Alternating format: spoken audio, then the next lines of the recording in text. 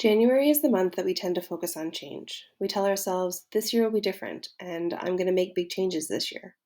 But the reality is that we often get overwhelmed by these big changes, and by February, we've been unable to maintain them. This can be really discouraging, and we start to get hard on ourselves for not following through.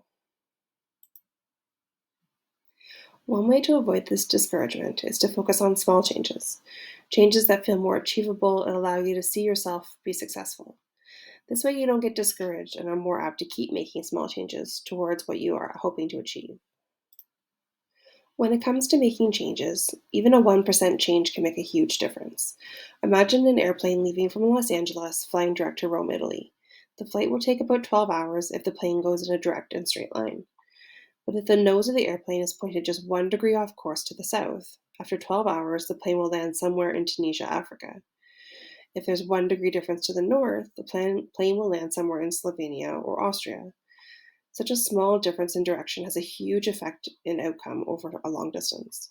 It's the same with our caregiving. Small changes repeated over and over again have a huge impact on the outcome. The past few weeks, we've talked about different types of parenting and emotions. At this point, you might be thinking that you need to make big changes or that it would be too overwhelming to change things now. Good news is that even making small changes, that 1 degree of change, will have a big impact, and this will likely feel way less overwhelming. Making these small changes with support is even better. Our Teen Talk group that will be starting up again in February is a great place to learn about small changes that can help you to feel more control when it comes to caregiving.